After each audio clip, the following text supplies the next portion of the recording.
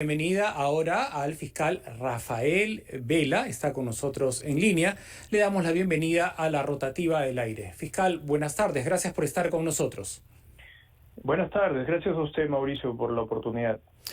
Teníamos entendido que la Fiscalía tenía un plazo hasta febrero del 2022. Faltaban varios meses para continuar, ¿no?, haciendo acopio de pruebas, indicios, testimonios, entrevistas y presentar la acusación formal en el plazo que les habían establecido. Sin embargo, hoy, 11 de marzo, en la mañana, llega, digamos, no al final, pero sí se escribe un capítulo importante en esta investigación que ha sido tan expuesta, con prisiones preventivas, testimonios de aportantes de campaña que hasta ahora son bastante estridentes porque aportaron más de 3 millones de dólares y no lo sabíamos, ¿no? Y todo se ha ido descubriendo en el camino.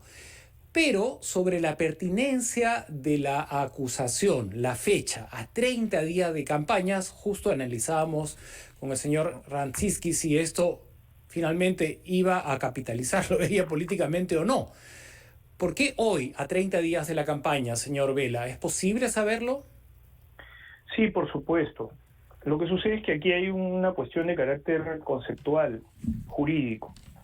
El fiscal es quien dirige la investigación y el fiscal es quien determina la duración de la misma. La duración de una investigación se determina por la consecución o no de la prueba de cargo contra las personas que están siendo objeto de una investigación con contenido penal, es decir, a la persona que se le atribuye la comisión de un delito. En ese sentido, la planificación estratégica del Ministerio Público no va de la mano de un calendario político, de un calendario electoral. Nosotros venimos trabajando activamente dentro de este caso, incluso en el que se han discutido prisiones preventivas, y sobre la base de haber conseguido una sospecha criminal grave, que es reconocida por el Poder Judicial en todas sus instancias, incluso en la Corte Suprema de Justicia de la República, nosotros estamos dentro del cumplimiento de nuestros objetivos al incorporar toda la prueba de cargo necesaria para demostrar la culpabilidad de la señora Fujimori y el resto de los componentes de la presunta organización criminal. Es por esa razón que cuando se consigue ya destruir la presunción de inocencia desde la perspectiva del Ministerio Público con una acusación sólida, es que nosotros tenemos que presentarla para que el proceso continúe dentro de lo que incluso también se establece como parte del debido proceso, que es el derecho a la defensa. Ahora se abre una etapa en donde se van a discutir los contenidos de la acusación fiscal. La señora Fujimori y el resto de coacusados se van a poder defender dentro de una etapa intermedia que establece una serie de cuestiones técnicas, y nosotros pensamos, con el optimismo de ser conscientes de la solidez de nuestros argumentos, que luego de llegar a la etapa de juicio oral se demostrará la culpabilidad de la señora Fujimori y de toda la organización criminal que ella lideró. Algunas de las evidencias se han recogido teniendo como testigos a todo el país, las declaraciones del señor Romero, por ejemplo, los aportes de campaña. ¿En qué parte de la investigación entran a tallar en cuanto a la tipificación del delito? Menciono esto porque fueron más de 3 millones de dólares, no recuerdo el monto con exactitud, que tuvo que admitir se le habían dado a la señora Keiko y que la señora no los había declarado. Esto, por ejemplo, ¿en cuál de los delitos cuadra y cómo se considera legalmente hablando?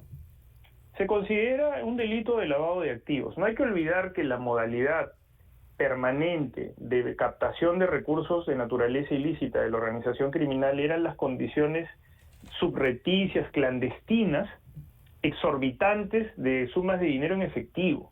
Estas sumas se entregaban eludiendo todos los sistemas de prevención de los controles antilavado de activos, se entregaban en efectivo justamente para no dejar rastro, porque provenían a su vez de otras actividades ilícitas, como se ha logrado demostrar que es el caso de estos aportes, en donde fraudulentamente, burlando, reitero, todos estos controles, se cometía el delito de fraude en la administración de personas jurídicas.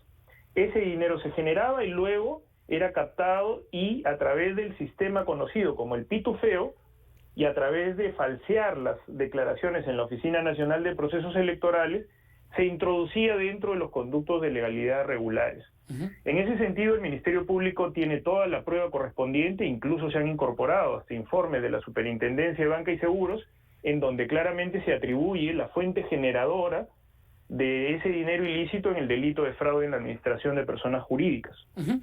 Ahora, menciona el fiscal José Domingo Pérez esta mañana en la prensa que dentro de los aportantes, uno de apellido Calle no necesariamente estaba concentrado en actividad empresarial pública y conocida, sino en lavado de dinero, lo cual nos ha parecido gravísimo y lo ha dicho ante la prensa. ¿Con qué información sustentatoria se ha compartido esto ya con la prensa? Con la información contenida en la acusación, porque la acusación es un documento de debate en este momento de carácter judicial. Es decir, todo lo que incluye la acusación es objeto de un análisis exhaustivo y a partir de esa necesidad, por supuesto que la Fiscalía aporta todos los elementos que corroboran precisamente lo que ha expresado el doctor Pérez. El documento de la acusación, comprenderá usted que es un documento muy extenso que supera las 14.000 páginas y eso va a tener que ser objeto de un análisis riguroso también a nivel judicial, en el sistema de audiencias y en el derecho a defensa que también les asiste a las personas que en este momento son acusadas. Ujú. 30 años y 10 meses. Ese es el tiempo solicitado por la Fiscalía y entendemos que es la suma de algunos de los delitos mencionados como lavado de activos, organización criminal, falsa declaración en procedimiento administrativo. De manera didáctica, ¿cómo llega un fiscal a pedir 30 años y 10 meses? Lo que sucede es que la determinación de la pena a imponerse también es un asunto que tiene que ser ahora objeto de toda una argumentación específica. Es decir, el fiscal no puede solicitar una determinada cantidad de años si no tiene el sustento jurídico correspondiente, que ya está regulado, tasado específicamente en la ley penal. Se utilizan sistemas de tercios y también ahora es posible la sumatoria de las penas privativas de libertad por los diferentes delitos que son objeto de una figura jurídica que se llama concurso. Ujú. Entonces, en las penas concursadas son objeto de sumas específicas y que finalmente se llega a la determinación aritmética de la cantidad de tiempo que se está solicitando como pena de privación de libertad específicamente para cada acusado. Ujú. Hay una serie de solicitudes también al juez en cuanto a la conducta de la ahora acusada Keiko Fujimori Iguchi. Las restricciones en el uso de sus plataformas digitales, el contacto con algunos políticos de su bancada, el impedimento de salida del país, me parece que hasta por 36 meses, y el juez tendrá finalmente, me imagino que determinar si este petitorio procede o no. Quisiéramos, fiscal Vela, que por favor en ese lado de la acusación y la solicitud ante el juez nos explique, nos amplíe un poco más este tema. Al volver de la pausa, si fuese tan amable. Está bien, muchas gracias. Del aire ya está en el despacho del juez Víctor Zúñiga la acusación formal contra Keiko Fujimori Iguchi. Hay 41 coacusados. Los delitos van desde el crimen organizado hasta lavado de activos, obstrucción a la justicia. El número de años de cárcel que se ha solicitado es 30 años y 10 meses y nosotros estamos analizando esta formalización de acusación con el fiscal Rafael Vela, a quien le agradecemos, nos acompaña a estas horas de la tarde. Quedó pendiente el análisis también de esta solicitud adicional para que mientras el juicio se lleve a cabo, la acusada no salga del país, no use sus redes sociales, no esté en contacto con políticos de su bancada. Como todos saben, Fuerza Popular tiene congresistas en actividad.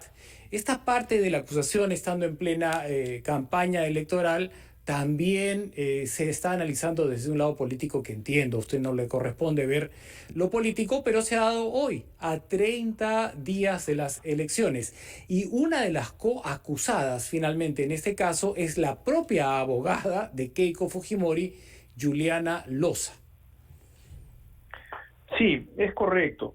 Contra la señora Loza se están requiriendo la imposición de 6 años y 6 meses de pena privativa de libertad, considerando que es parte de lo que es el brazo legal de una organización criminal que operaba en estos niveles, con diferentes distribuciones de trabajo, desde el punto de vista ilícito, claro está. A partir de esas circunstancias, las restricciones que el Ministerio Público pide son las necesarias para que no existan perturbaciones, ni agresiones, ni desnaturalización dentro de lo que resta del desarrollo del proceso, es decir, de la etapa intermedia, la etapa de juzgamiento a la que pensamos, por supuesto, arribar. Gracias por estar. Desde esa perspectiva, Seguimos en la rotativa está claro del aire. de Soy que Mauricio dentro Fernandini. de Muchas gracias todas por las estar en secuelas de RPP, investigación, La Voz del ha Perú. sido de público conocimiento en las discusiones judiciales que se han dado, incluso la instrumentalización del propio partido político. Se conocía del ahora muy llamativo chat de la botica, en donde había un activismo que estaba incluso vinculado a autoridades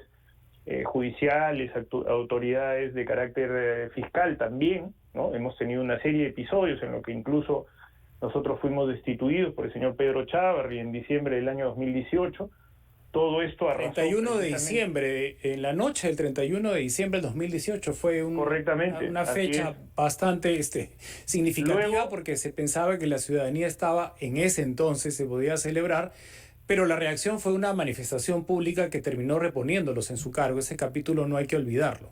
Sí, lo que era evidente en ese momento era que nosotros acabábamos de confirmar en segunda instancia la prisión preventiva de la señora Fujimori.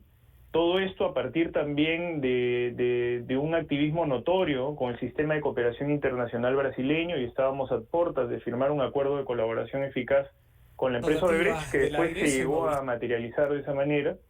Y todas estas consideraciones son las que se han tenido en cuenta al momento de establecer restricciones indispensables, considerando de que la propia señora Fujimori ya fue objeto de una decisión judicial de comparecencia con restricciones, en las que todas estas reglas de conducta desde la perspectiva del Ministerio Público no se han venido cumpliendo con rigurosidad, y por esa razón, para evitar estas perturbaciones y estas agresiones, se ha solicitado estas medidas cautelares personales, que incluso también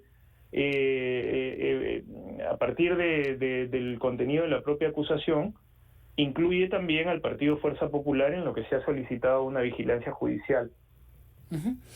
Muchísimas gracias, doctor Rafael Vela, por acompañarnos en estos minutos y el día de hoy, que obviamente el centro de la atención está sobre esta decisión de la Fiscalía de formalizar la acusación después de 2 años y 4 meses, quizás el caso más mediático de la Fiscalía por el nivel de testimonios de los cuales hemos sido todos testigos de excepción. Gracias y hasta una próxima oportunidad, doctor Vela. Muchas gracias a usted por la oportunidad y estaría atento en cualquier otra circunstancia. Gracias. Bueno, las reacciones no se han hecho esperar. Diana Falcón ha estado con uno de los candidatos a la presidencia, el señor George Forsyth, y veremos. Seguimos en la rotativa del aire.